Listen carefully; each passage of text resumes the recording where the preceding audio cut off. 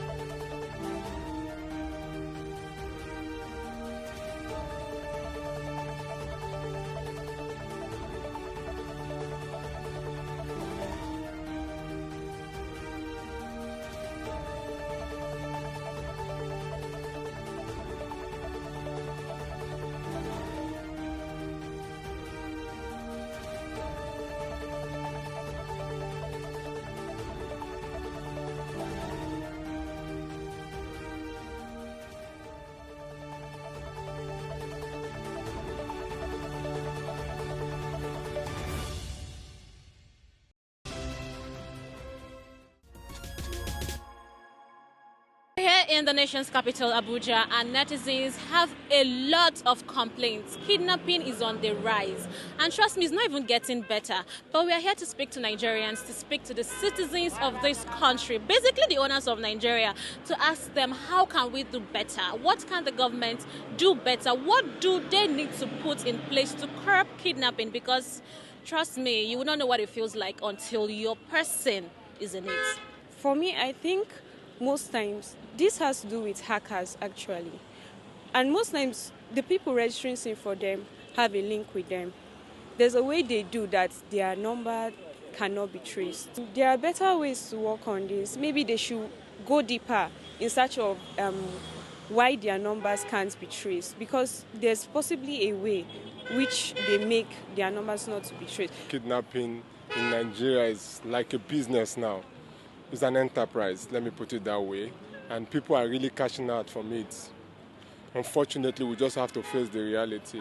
Talking about government not doing what they are supposed to do, well, it's looking like that. Not like they are crossing their hands and not doing just like you said, but I just feel they can actually do more. Like Abacha once said, I don't know if I'm supposed to quote him, but Abacha said that if an insurgency goes more than 24 hours, the government knows about it. I'm quoting Abacha. Governments are going to pay ransom. They continue paying it. What they're going to do, let them go inside and search for them and bring them back. Parents need to do more in upbringing. But because of the situation of the country, a lot of parents now, they don't have time. They leave the house very early morning, they come back in the night, looking for things, food they are going to give to their children, looking for how they will, either pay school fees or pay house rent or pay for feeding. So most parents really do not have time. We also have the situation in the country where a lot of graduates, they don't have job. So because they don't have job, they go into all manner of vices, negative vices. So the government really have to do much to get the young ones, youths, engaged, employed. So we've heard what they had to say, we've heard people's lamentations, we've heard their cries, we've heard their pleas for the government to please come to our help and aid and do something. Well, let me take you back to the studio where we have Obiajulu and McQueen as they continue on the spate of kidnapping in Nigeria. I am Chidera Ezdoye. Well, thanks a lot, Chidera. And it's time for us to link up with the guest, Isa Karkat. Please stay tuned. This is still the Sunday Show, and of course, it's on your channel of choice, Africa Independent Television. Grab your seats and join us on the most fascinating 60-minute infotainment journey, showing on your favorite TV channel, Africa Independent Television, AIT. Analysis on topical national issues, news, sports, and entertainment are on the menu. It's a show you do not want to miss. It is The Sunday Show.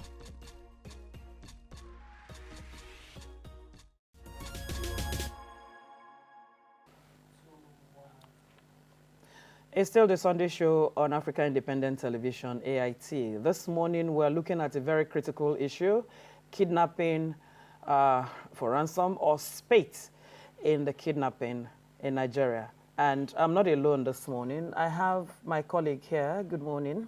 This issue, once again. Yeah, good morning. And this issue is an issue that is on the lips of almost every Nigerian. You know, directly or indirectly, we are being affected, and it calls for serious attention. That's it. And this morning, we have the opportunity to analyze this menace in the country. With us is Mr. Isa Karkat. He is a security specialist and, of course, industrial and human security, owner of Harvard Security Training and of development, and over 40 years experience. Good morning, Mr. Karkat. How are you today? Good morning. I'm good. And you? You're welcome.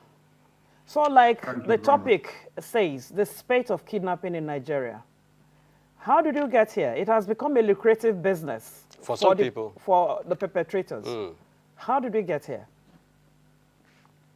What is wrong with us? The question of how did we get here is not new to every one of us, because this incident has been on over decades. kidnapping is not something that is not that is new to us.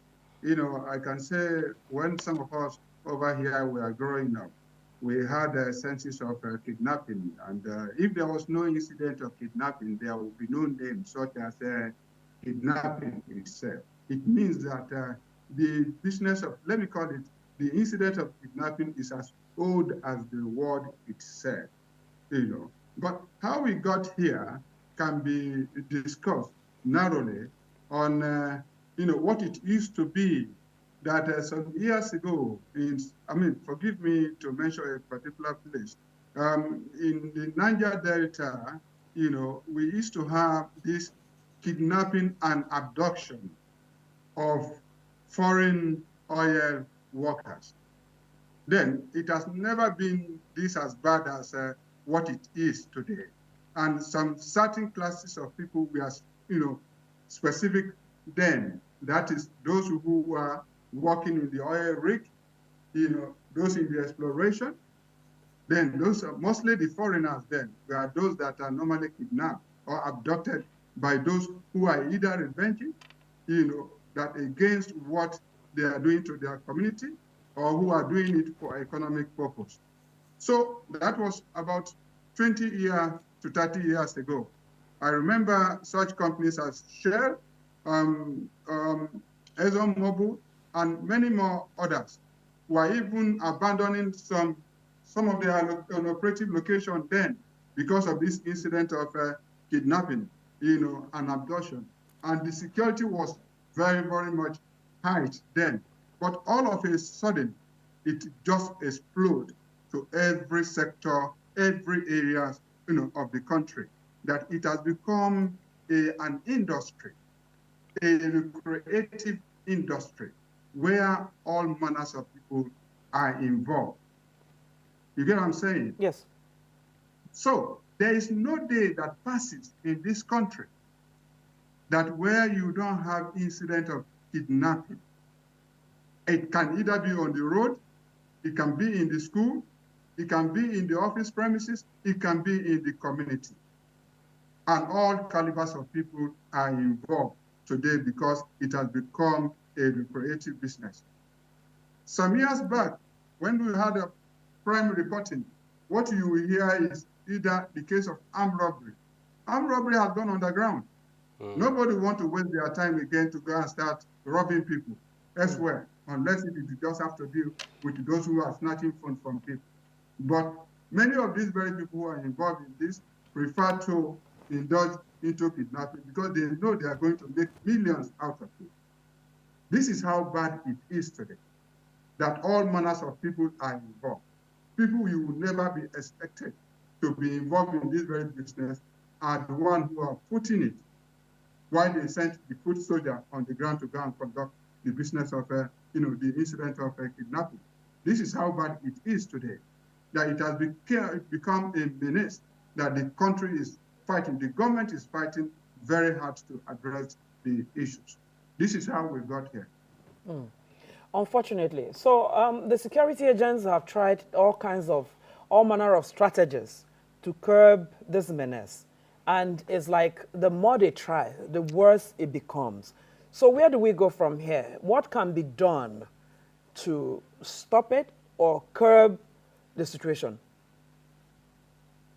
You see, when you say, yeah, thank you very much for recognizing the fact that the security experts, you know, most especially our police, and we have now even drawn the military into it.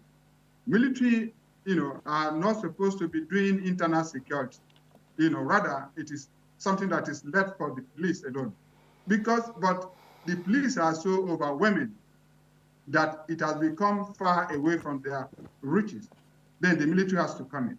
Even with the military, we are still fighting every now and then to arrest some of these very issues. To put a stop to it is what I will tell you that it is very, very difficult. But because anything that had this nature of prudences can never go away. Because the manner in which it happened, we don't know. Those who are involved, we don't know until when they are caught. You understand what I'm saying? Yes.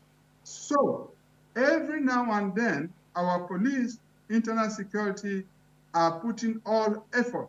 But the more they work to address the issue, the more it will explode elsewhere in the world.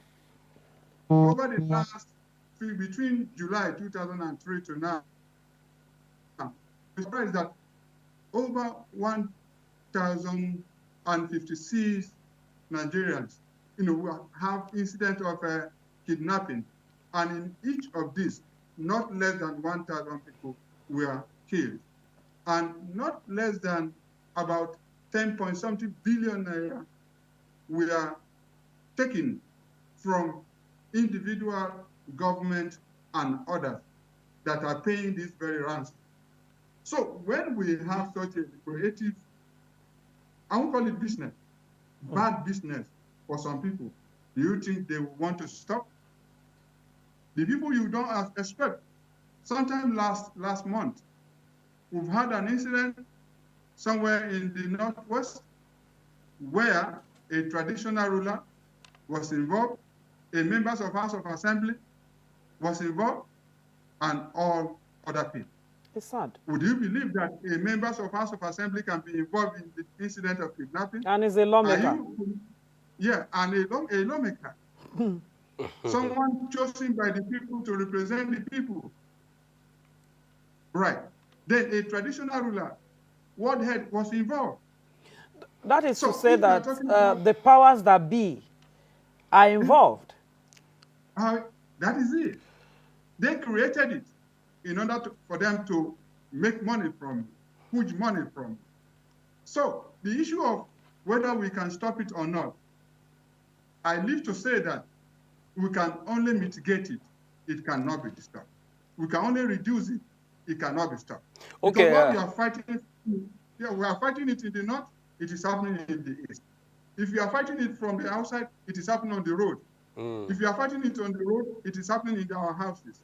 Would you imagine a situation where a wife will arrange her own kidnapping so that he can extort money from the husband? Oh, wow. Would you imagine a situation where children will arrange their own kidnapping so that they can extort money from their parents? So how can we stop business of this? It is very hard. What we can do is how to mitigate it. Unfortunately so. This is the situation we find ourselves, and no matter what, we try as much as possible to see how we can prove a solution to this kind of situation. First of all, let's talk about the government angle. You know, the duty of the government is to provide security to the citizenry, and the security is being provided. But what more do you think the government can do in its own way to curtail or to bring down the issue of kidnapping and abduction to the minimal, to the barest minimum? Okay. Sorry, on the issue of the solution, it is all about intelligence. You know, because this is a covert operation. It's not an overt. Those who are doing it are within our midst. We knew everyone. If it is in a community where we have the dosage of everyone, we should be able to know who is who in our community. We should have intelligence sharing, with the police. What is our relationship with the police? Many of us are not relating with the security agencies that are responsible to address some of this. The police are not spirits that, that whenever anything happens anywhere, they can know. It is what you give to them that they will work on. Did you provide them with intelligent information for them to work on it? They are their station, and where this thing is happening is as far away from them. We as individuals, we as a civil society need to ensure that we relate with our police, our security agencies, in order to address some of the security issues. But the security agencies themselves have to create an enabling avenue environment for people to freely come to them so that they can provide the information to them. I remember as if it was yesterday, back then in the 70s, where we used to have police informant, that whenever anything happened in anywhere, just like, let me take Lagos for an example.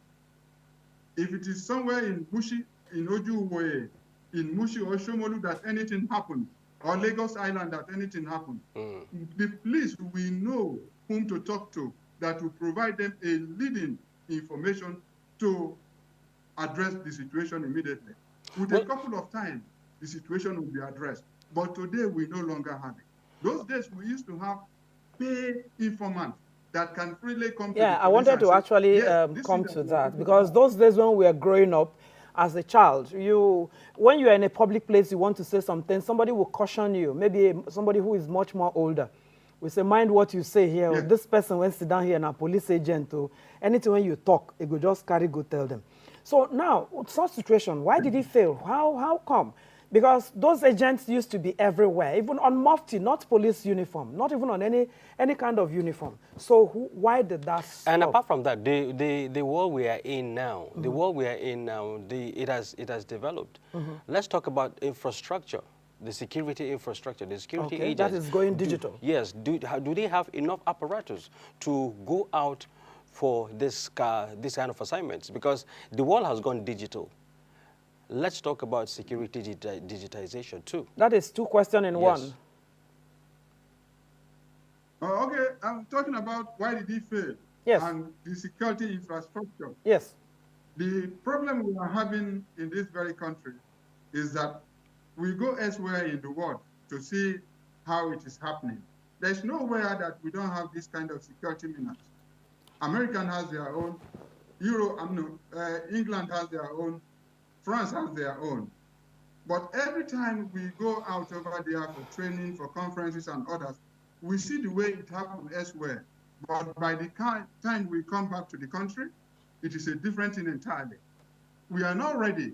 The government is providing a means for this to be addressed, but are we really doing it? Money, budget, and a lot of revenue are going into this, but we are not doing it. We are not doing anything to address it because the level of corruption in the society has made it even possible for people that when government is even trying, there are those who are setting it back because people are reaping from it. Right. If the incident does not happen, what would they budget for it? If you don't have incident of kidnapping or insecurity this very year, that the total security issue has been solved, then where is budget going to come next year? And those who are going to benefit from it, how are they going to benefit from it next year? They need to create the problem so that the problem will be there and they continue to reap from it. But another area of concern is this. When you look at the people that we are having as, our running team in the security environment, are they the people that are supposed to be there? Those whom you see in the police today during recruitment are not the right people that want to be a policeman for the sake of policing the community. They are using it as a last resort because there is no job. The level of corruption in the society, the level of poverty in the society, the level of bad governance in the society had made it very, very much impossible for this very problem to be addressed. Technology is everywhere. That you are sitting where you are sitting, I can do whatever I want to do and, Zoom you and be able to see what you are doing within your houses. But we have provision for this. We have experts that will be able to address this. Even if our experts go for training, will they come back? When they come back, will they get the necessary support that they need to get to address this? It's not that we don't have the technical team to address this. It's not that we don't have, the military are willing, the police are willing, but the support from there, it is very, very lacking. Talking about support, I think even the coming down to the citizenry, you make mention of parents, children or wives reporting themselves kidnapped just to extort money from their parents, and there are incidences where some just as he said, some other elderly people being involved in such criminality. How has it gone so bad that Even children or spouses will report themselves kidnapped just to extort monies from their benefactor. Okay, one of the reasons that I will present here is this. Some years ago, one of our past former presidents said that our youth are lazy, that they are not ready to do anything. Everyone wants to live an exotic life that he did not work for. He wants to ride a very expensive car that he never worked for. Somebody came out of secondary school, came out of university, is not working, and is living a life that his parents never lived, and nobody is asking the question. He gives his parents money and nobody is asking the question, what did you do and how did you do it? So that we'll be able to know if your money, your source is legitimate. Right. Then, and we are lazy. We are not ready to do anything. We just want to live a very good life without working for it, which is going to be a very short, good life because it's not going to last. Then if the society can allow our religion environment, our churches and the mosques are failing us.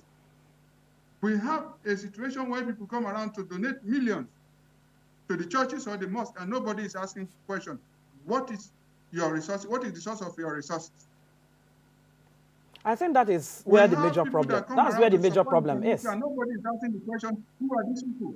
That is where the major problem is. Everybody wants to see only we just want everybody to see the wants to see the money. Yes, but nobody cares how you make your money. So where do we go from here? Nobody cares.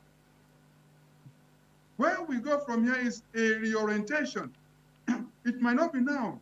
It is not a problem that is going to be solved in the next 10 years. Yeah, but a lot of parents today are very busy. They don't even have time to, give their children the proper orientation. Everybody is running after money. And you end up bringing out children that are broken with all kinds of criminal mindedness. So what can be done? How do we curb this situation? How can things be changed? Because people go to churches, people go to mosques, and our pastors, our imams, they preach, they tell us the truth. But the moment we leave the space, it's a different human being entirely. What do we do? You and I knew that the churches that we used to attend and the mosque, the sermon that we used to listen to from our imam and our pastor those days are not the kind of sermon that we will see these days. It is all about miracle. It is not preaching the gospel. Right. It is telling you a miracle is going to happen. Let me tell you that $1 cannot fall from heaven if it did not work from it. There is no miracle that is going to give that. But these people are giving the assurance that it can happen. Right. And our children are going into criminality with the impression that they got support from our religious prejudice. Right. Our parents, for them to commit the crime that they are committing. You all know what used to be Yahoo and what is now Yahoo Plus and what is now ritual killing. Right. Then, and these very people, nobody is asking the question. If we want to get it right, it is to look at where we are 30, 40 years ago. Then when did we start moving away from there and what was the cause of it? Governance. Our government are 50% responsible for what is happening today. The level of corruption in the society had made many people jobless.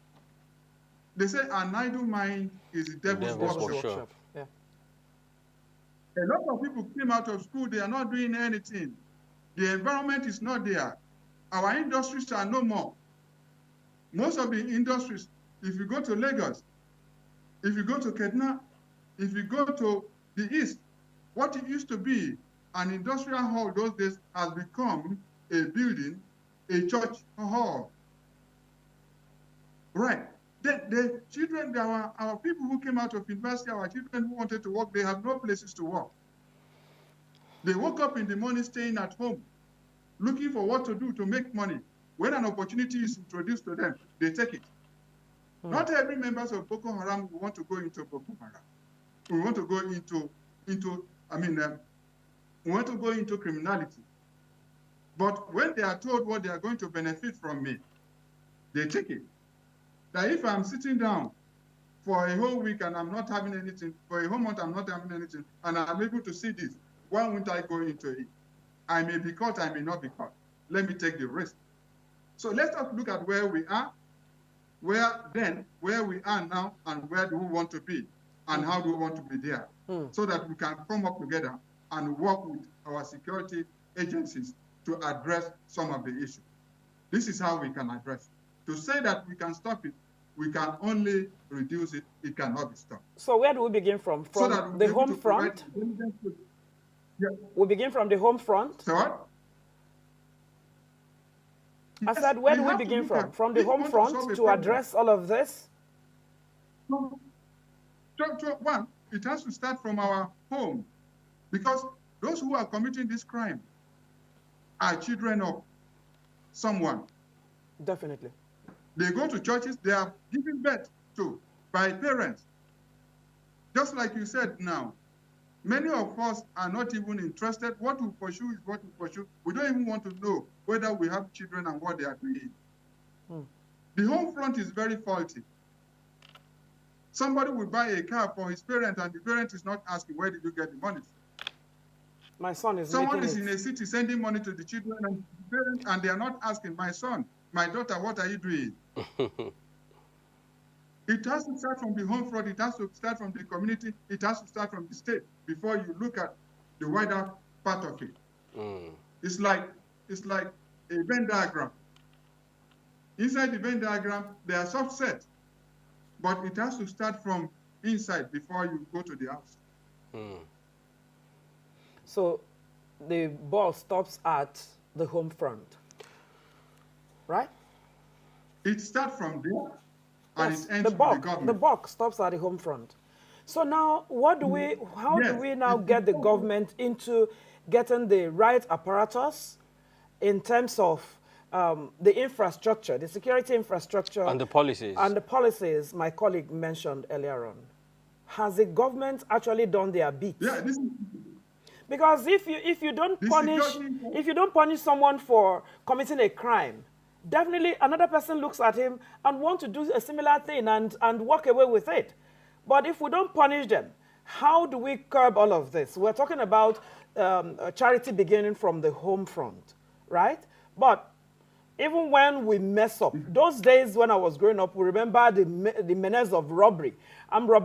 People were not sleeping. But at that time, when you are caught, you must pay for whatever crime you have committed at that time. But today, I don't think it's still like that. So, where do we go from here? Punishment. We have the environment for punishing people that err. Some states, even like Ondo State some years ago, even enacted law to say that yes, this should be a capital punishment. Right. Why some states, if you go to penal code and criminal code, kidnapping is a crime. It's a serious crime. It's a felonious crime. It's not a minor crime. People are being punished, but the more you punish people, the more they go into it. But what kind of punishment? Is it a lesser punishment? Is it a serious punishment? Is it a capital punishment? Some of us advocate for capital punishment for this, but some group will come around and tell you about the human rights, that you are not supposed to do this. Let me say it, that when we are fighting human rights, are we also fighting the human wrong? Right. Big question. And when we are fighting these very people, what about those, other people in the government who are making away with billions, with millions? That is a big challenge. What do we do for those people? Yeah. An individual in government environment will steal billions, and he will be given chieftaincy title in his hometown. He's even shielded from the government. And somebody will steal, it will be shielded from the government. You will hear about the case, nothing will ever happen after 3 months. So that is why it it is important for the government to take its proper place by ensuring that these crimes are not left unpunished. Because by the time the government is not doing its due diligence, the perpetrators are having a field day. As at the end of the day, they're being arrested, and if they're being arrested, they're taken to court, and they're taken to court, the case dies down. Nobody gets to hear about it. And if these things are not being publicly put forward, then it becomes a business for any other person to want to go into. As it is, the Home Front has a duty to make sure that it raises the kids, discipline the children and everything before the child goes out to the society. Then the government also needs to put its policies in place where it is important for any criminal offense to be dealt with that is supposed to be dealt with. You see, thank you very much, that we talk about policy and we talk about government. Okay. You see, Nigeria will have policies that are in place that are not practicalized. And we have people in government who are not interested in the governance. Right? That's an indictment. Yes, if there are, some of the issues will be addressed. I mean, imagine a situation where you talk about due diligence now, that before we elect someone into a political position, did any one of us live to know who was this person yesterday? What business was it doing in? And all of a sudden, somebody emerged from nowhere and is looking for political position because he has the money. Then he dish the money out and vote for him. And when he gets to that very place tomorrow, then what do you think you want to go and do? He has to first of all scoop this issue. his investment. If we are committed to governance, the issue will be addressed.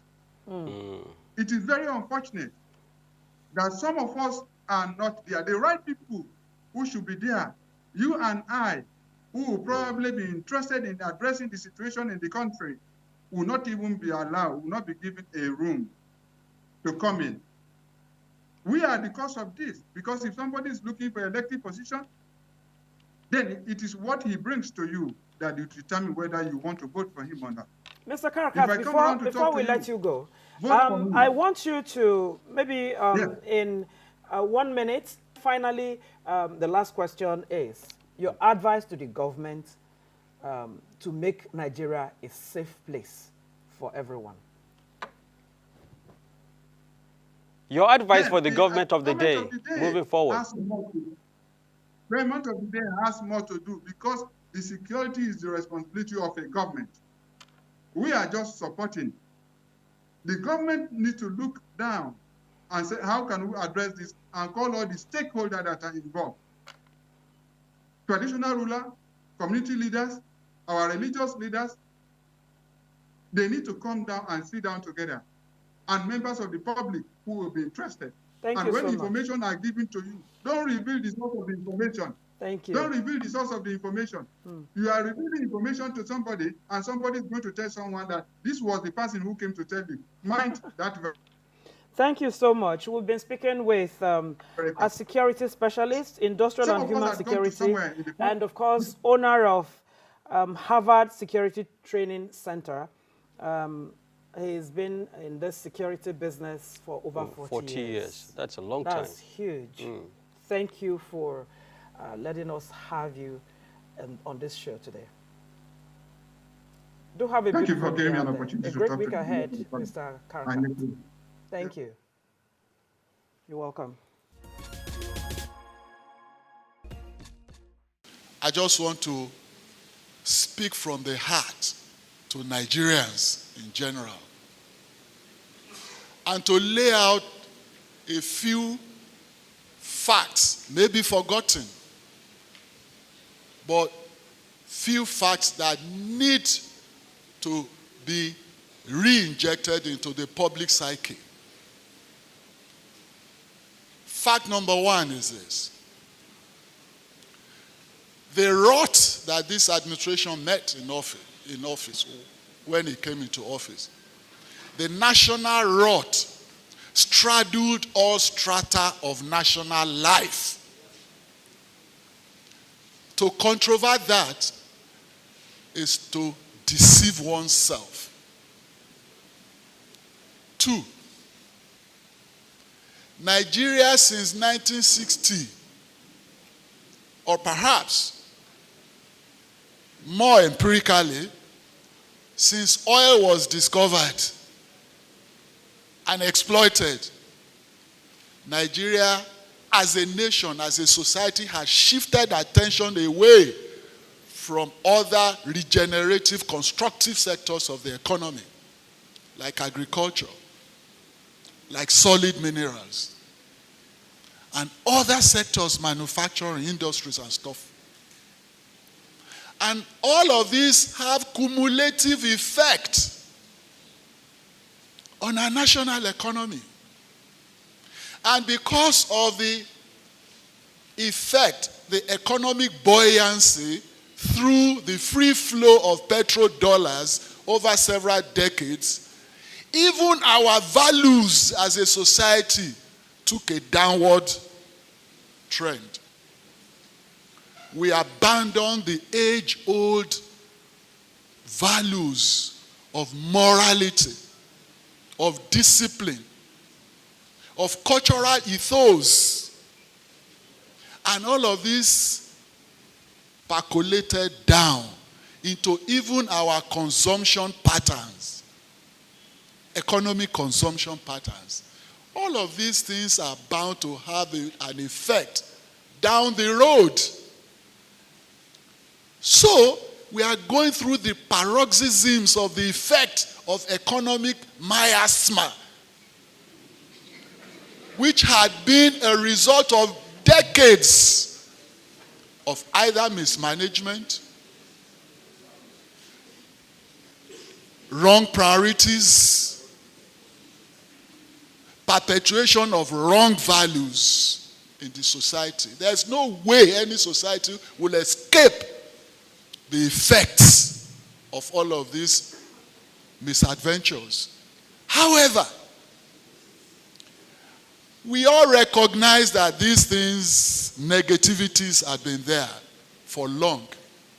And we all recognize the fact that something had to give. We must collectively as a society change the course of our destiny. But until last year, nobody in authority had the guts to take those painful, necessary, bold decisions.